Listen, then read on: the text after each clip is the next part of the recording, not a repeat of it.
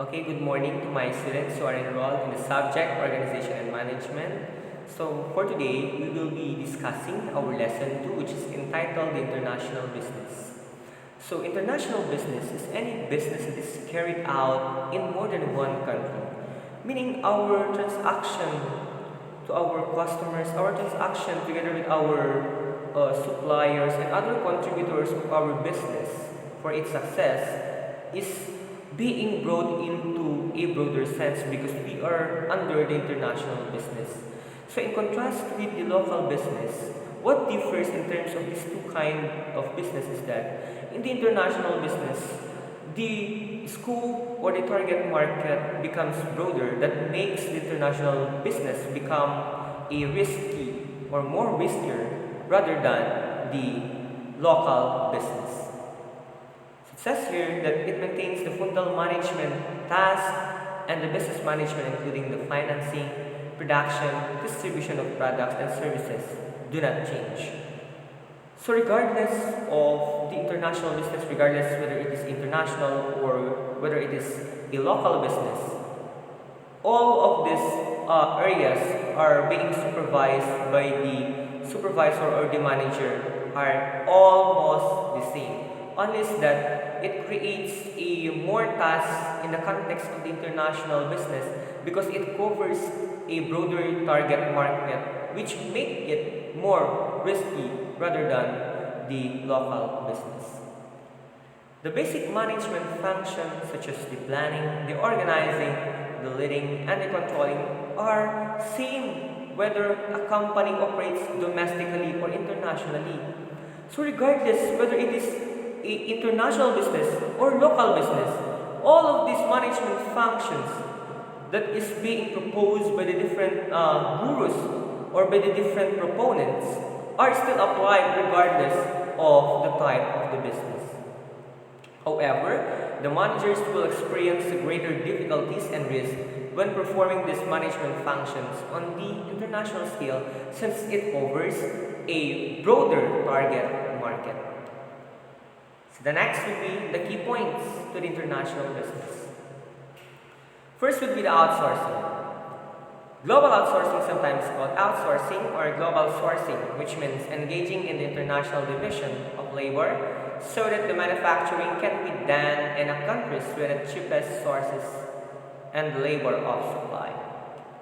And this one, remember, almost all of the products or the Chinese product, for example, as what we observe, these products comes from China and these products are cheaper compared to the other products which are being brought by the different countries. Why? It's because the cost of production in the country like China, the raw materials, the inputs are in the lower price. Therefore, when they're going to assemble all of these raw materials in order for them to create a product, then definitely the finished product would result into a low prices or low price. Next one would be the import and exporting. Importing or exporting is usually the first type of international business in which a firm gets involved. Exporting is making of the product or service in the firms available to the market, while the importing, on the other hand, is bringing a good or services and the capital into the home country from abroad. Meaning, when we talk of the exporting, our product is being brought to the different countries. Let's say for instance, our main product here in the Philippines are the bananas. Therefore, probably if there is a oversupply, then definitely we can engage our business or probably our country in exporting because there is a oversupply in terms of the banana. On the other hand, the importing. We do the importing it's because probably there is a shortage in our supply of a certain product. Therefore, we need the product to be brought in our country. Let's say for instance, the high-tech technologies are being brought here in the Philippines simply because the Philippines doesn't have the capacity to produce its raw materials to come up with a what we call the quality products in terms of the machineries. The next would be the licensing and the franchising. Under this one, a company may prefer to arrange a foreign company to manufacture or market its product under a licensing agreement. Licensing therefore involves a company giving the authority to produce its product under the agreement that it will benefit the both companies or both parties. The example of franchising is the Jollibee Food Corporation. Jollibee Foods Corporation or the McDonald's is probably, we can categorize it under a licensing and franchising simply because it operates internationally. And before you will engage or you can engage yourself in this kind or this type of business, then definitely you need to first ask for the help of the franchisor. For example, the Jollibee Food Corporation, you cannot put up or you cannot just simply carry out the name Jollibee Foods Corporation without the permission of the franchisee. So, as a future franchisor, there is a need for you to ask for the permission of the franchisee of the Jollibee Foods Corporation in order for you to create or build the same kind of business which benefits the same party. Next would be the strategic alliance. Strategic alliance involves two or more firms jointly cooperate for a mutual gain. It involves a partnership between an organization and foreign company in which both share resources, knowledge, and developing new products or for a production.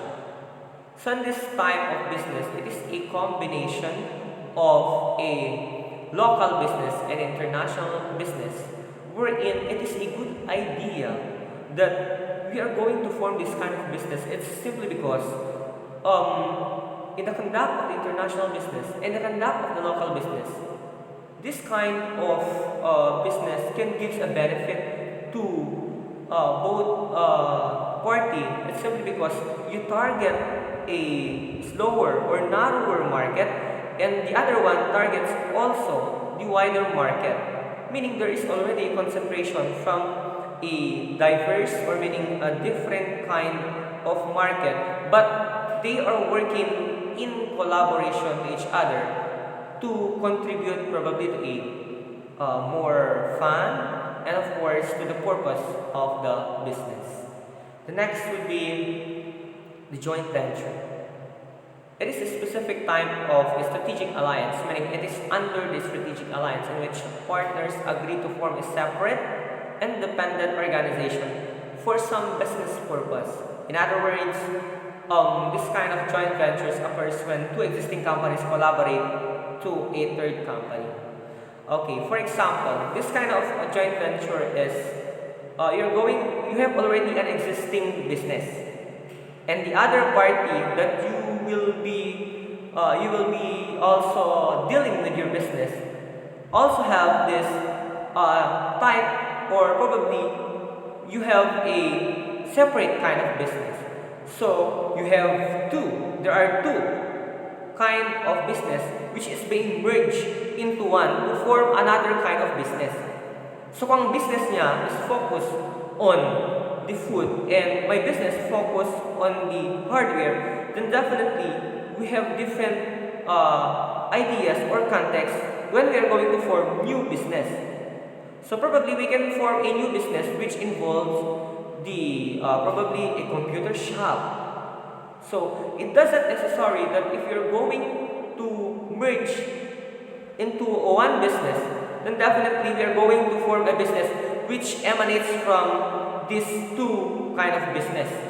So hindi porket nag-engage siya sa food business, then definitely we will adopt the food business. So if we have a separate kind of business or a type of business, then definitely we can form into a new business which is definitely different, or probably we can also adopt the same kind of business. So, pwede natin i-adapt yung existing or pwede rin tayong mag-form into a new business. The next would be,